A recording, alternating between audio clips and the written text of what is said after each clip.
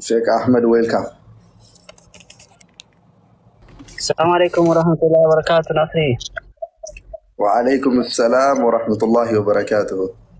يا باب سنان جرتا. يا إذن الحمد لله. هندي كيسانو. جرى hundi keessanu baga jiraatanii baga nagaan dhuftan. Haga sagantaa keenya eegaluuf jalqaba hundi keessaniyyuu koppii liinkii gochuudhaan nu jajjabeessaa. Kaalis وي نسري السلام عليكم ورحمة الله وبركاته. السلام ورحمة هلا أتشجر أما نوندو أما أتشجر كيسمان ويس جراني جولي برا ترجمنا مذاك نت إن شاء الله وانجرو سجنتا نكديم هم سجنتا حالا ديم هم كابوني تديم أتي وانجرو ها سامو جشوا بربادتي نبرة جرا ناتي انجرا اوكي jirtu mee dubbisaanii isinillee ergaa qabatanillee dabarsaa fi hin dheeressinaa gara sagantaa keenyaatti seenna. Isinillee waan dhukkubuuf baay'ee taa'uu hin dandeessu. Irraa hundaa'e jechuudha. السلام عليكم ورحمة الله وبركاته. وعليكم السلام ورحمة الله وبركاته. بلين كنا أول بلتي تنا الجماعة دو ربي ساجد جبسو جا وانت مندو وما ربي فده ججبنا قداسي ربي سياكنو أفسبودات دو دوتي نما مرة رايون أولتو أكيدو أني توالله مالي yeroo galteen tun galteerra miidiyaa irratti silaalaa turre baay'ee si waliin dhiphanne baay'ee qalbiin nu cabe jiraachuu keetu si arguun kenna baay'ee tokko nuti dhagahame wanti ta'e kanaaf ammaa fi jajjabaadhuu ofsii wanti godhan hin jiru rabbi isaa jajjabeessa jechuu barbaada. Oromoon haftan immoo namni wal bira dhaabbataa wal qabaa wal jajjabeessaa waan qabdaniini waltumsa obboleettiin teenanu malee waan qabdu isii cinaa dhaabbannee sibira jirraa cinaa kee jirraa jennuuni jechuu barbaada. Keessumaa waliin jirallee Nasri anas waan xumure muutii qabadee sin dhageeffata.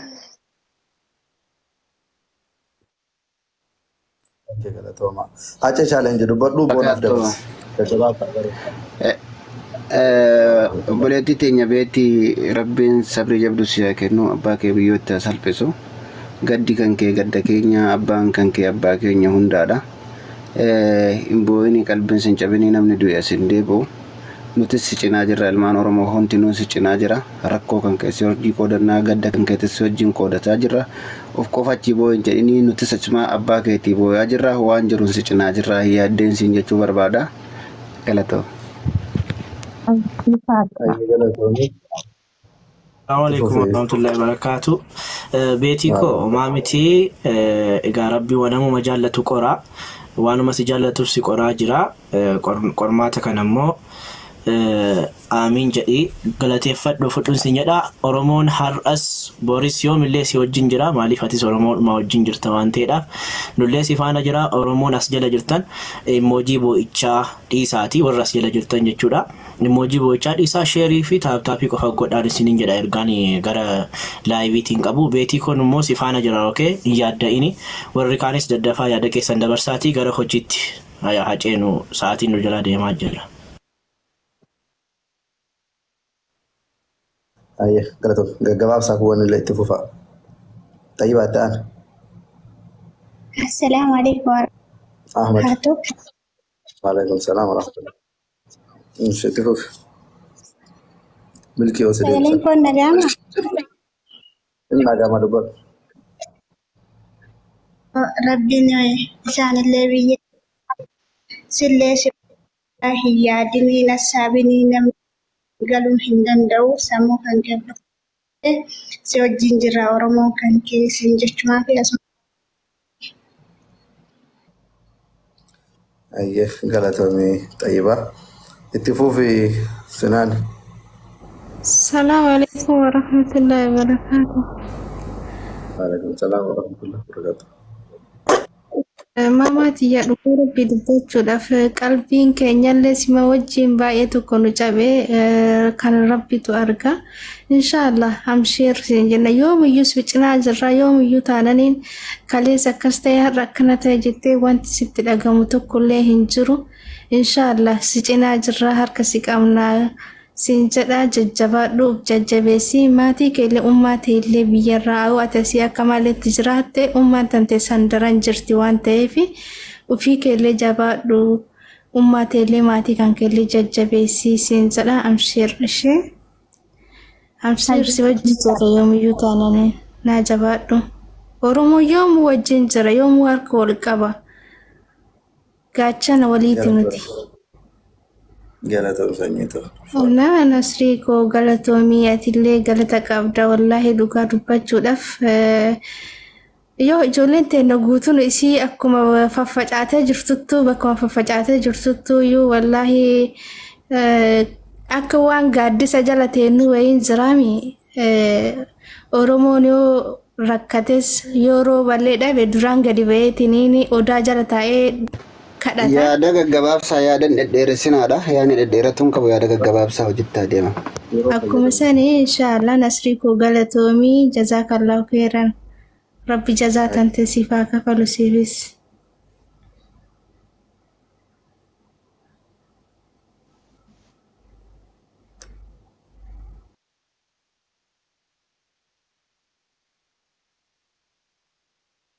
Assalamu alaikum.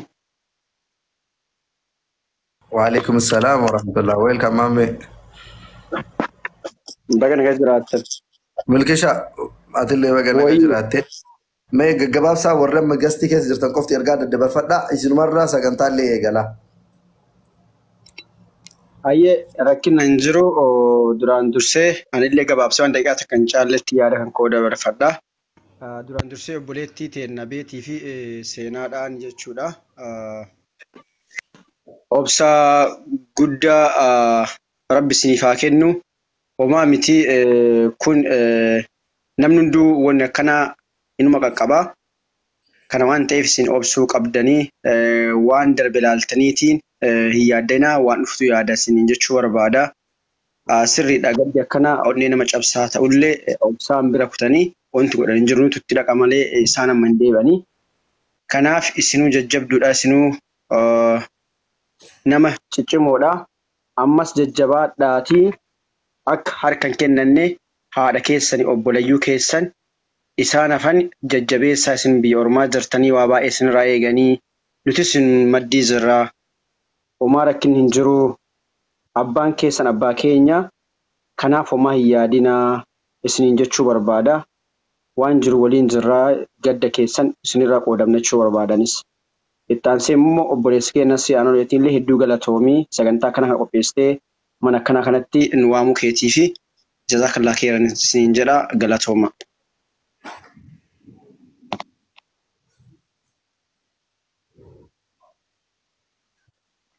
Ayyee galatoom milki. Baay'ee nasri qoxinnoo ishee ijoolleen ishee taa'uu baay'ee taa'uu hin danda'anii gaggabaabsinee otoo gara sagantaa keenyaatti deemnee namoonni ijoollee kana jajjabeessaa jirtanillee baay'ee galatoomaa isiniin jecha asumaanii otoo gara sagantaa keenyaatti deemnee maal ta'a? Bareedaadha yaada bareedaadha galatoomi siin jedha. Mee Aljazeeraadhaaf carraa kennee gara sagantaatti taaseennu. Miyuutii banadhu Aljazeera. Assalamu alaikum warri hordoftoota amantaa Islaamaa taatan ilmaan Oromoo kaawwan yooyyaa jedheen jira. Ani akkuma seeneen gastii seene waan ta'eedhaaf dhimma irraa dubbachaa jirtan baay'ee hubannee natti himaa dhuunfaatti jechuurraa waan jiru dabareedumaan obboleewwan keenya akkuma reefuu seenan jechuudha waan ta'e hubachiisanii kaasanii kallattiin gara sagantaa keessanitti akka deemtanu godha inshaallah. Galatoomii obboleettii teenna beetii dhiyoo kana abbaan isaanii jalaa ajjeefamanii turanii. Maybe atillee tarii viidiyoo mummurame laayivii irratti argaa turte ta'uu danda'a bara dheengaddaallee qabeenya waggaa 7 ol isiin biyya Arabaa keessatti dalagdee mana isiitii fi qabeenya isii jalaa gubatee barbadaa'e. Mucayyoo nama bira jirtullee seenaa jedhamti obboleettuma isiitii haadhaaf abbaan illee tokko. asuma jiranii jechaadha. Abu Dhaabii jiraatanii guyyaa lamaan illee qaamaan bira dhaqnee amma koree itti goone ijoollee tana qarqaarsisuudhaaf jechuudha. Sababni isaan qarqaarsa isaanii barbaachiseef illee abbaan isaanii nama maatii isaanii walitti qabee horatu abbaa isaanii ture. Abbaan isaanii irraa wareegamanii jiranii. Harmeen isaanii kophaa jiranii, maatiin isaanii kuuwwan illee faffaca'anii akkuma hiree isaaniitti jiranii, jarrillee kan dura biyya ormaa keessatti dalagataa turanii, amma haala amma jiru kanaan ammoo dalagaa kanallee dalagatuu hin dandeenye. Mucayyoon Beetii jedhamtu kun ammoo iyyuu qaamaan ofii kiyyaa bira dhaqee deengadda warra kiilolee reesturaantii fa'aa milkii fa'aa Shee Ahmed nama hedduu taanee dhaqnee ilaalle. Already socho'uu hin dandeessu yeroo sana rifannootaan kuftee yeroo laayivii irratti illee namni hedduun argaa ture. Amma gara Kalifa hospitaaliititti riifarii barreessanii fi yaala gahaa haa yaalamtu jedhame. Yaalamuuf illee maallaqa barbaachisa. Guutumaan guutuutti yeroo ammaa kana Beetiin kaatii ofii isheetii mana fincaanii dhaquu hin dandeessu, olii gad deemuu hin dandeessu.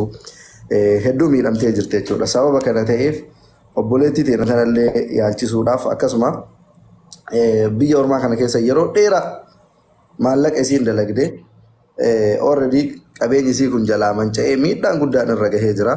Sababa kana ta'eef ilmaan Oromoo hedduun guyyaa darbeellee jechaadha laayivii irra abbaan ishee guyyaa jalaa ajjeefamee boohaa turte. Namni hedduun arganii mucayyoon tuni lubbuu kiyyayyuun balleessaa kana booda jiraatuun barbaaduu jedhaa turte. Namoonni hedduun ammoo warri biyya Dubaay kana keessa jirtanii mucayyoo tana lubbuu isii nu baraaraa. Qabeenya isiitii fi hamilee isii nuti uummanni Oromoo cinaa dhaabbannaanii ni jajjabeessinaa jedhanii jennaan nullee waamicha uummataa fudhannee akka nama biyya tokko keessa jiruutitti illee obboleettii teenya tana jajjabeessuu qabnaa jennee abbootiin amantaa garaagaraa illee jiranii qeerroof qarreellee nama hedduutu jira. Guyyaa har'aa kana sagantaa deeggarsaa qabannee dhufne walumaa galatti wanti jiru kana fakkaata. Irra caala irra deebi'ee ammoo wanti jala muruu barbaachisu yeroo ammaa kanatti qabeenyi isaaniillee manca'ee maatiin isiillee faffaca'ee haati isiillee even dhukkubsatanii ajjeefamuu abbaa isaaniitiin hospitaala jiran.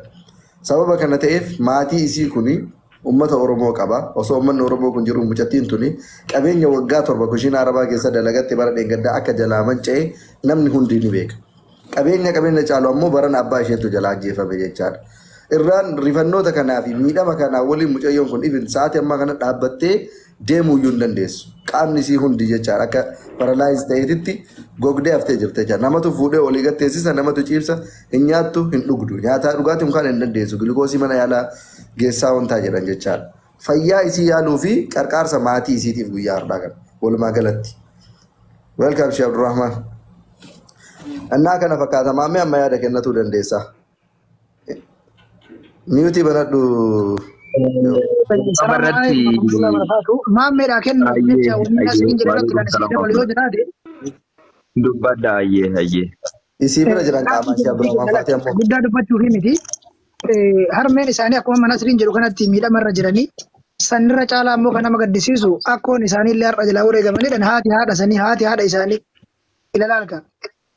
Miidhama irratti miidhama, rifaatuu irratti rifaatuu, gadda irratti gadda jechuudha. Amma reef kanaas turree hoggaa dhageenyu haadha keenya jalaayis haadha isiitti wareegamee nuun jedhan. Agartee tarii akkoon sunis gadduma kanarraa ka'ee ta'uu danda'a. Tarii immootu namootummaan kun beektaa yeroo waa galanii jedhan immoo namni yoo baay'ee tokko xooxeffatee gaddas heddummeessee jedhe rabbiin immoo nama qormaata nama daddabalaa. Hireedhuma akkasiittu qunnamee kaan irraan asiriin dubbateera waan guddaa asii dabaluun qabu. Yaada kan kee baadhu maamme.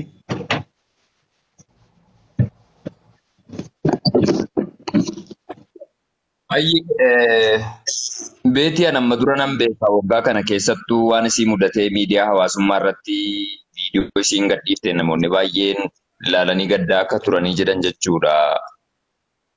Akkuma isinuu amma jechaa jirtan jechuudha. Rabbiin yeroo gadda wayii baay'isanii jedhan jechuudha. Nama qormaatuuf waan tokko raawwachuu danda'a. Kun hojii isaati. Nuti immoo akka ilmaan Oromootti callifnee gadda kana walirratti ilaallee yookaan hidhiituudhaan dhiisuu qofa osoo hin taane nama waan taaneedhaaf nus hiree rabbii jiraannaa, hiree rabbii waan yaadne karoorfannaa. Carraan akkanaa akka nun geenyeef ammoo gaafa waa qabnu waan qabnu wal bira dhaabbachuu, wal cinaa dhaabbachuun amantaa gosa naannoon osoo adda waliin qoonne gama amantaatiinis ta'ee akka namummaatti jechuudha waan jajjabeeffamudha waan ta'eef obboleewwan keenya laayivii kana daawwachaa jirtan hundumti keessanuu jechuudha. Tarii kan dhimma kana amma dura akkuma qabaatanii yoo jiraatanii jettan obboleewwan keenya waan isiniif ibsaa jiru dhaggeeffachaa jirtu. Obboleettii keenya bira qaamaan argamanii akka Oromummaatti akka nama biyya tokko jiruutti jechuudha. Jarri shoora gama isaanii ba'achaa jiru. Nuti immoo obboleewwan keenya biyyoota garaagaraarra jirru jechuudha. Duniyaan kun jechuudha akkuma rabbiin fide nama harkaa fuudhuu danda'a. Akkuma nama harkaa fuudhe namatti deebisuu danda'a. Hireen carraan akkanaa immoo akka nu hin geenyeef gaafa jirru, gaafa fayyaa qabnu, gaafa nagaa qabnu jechuudha. Namoota gaddaan marfamniif jechuudha. Rabbii gaditti nu sii jirra jechuun wannichi harkuma deeffachuudha natti fakkaata.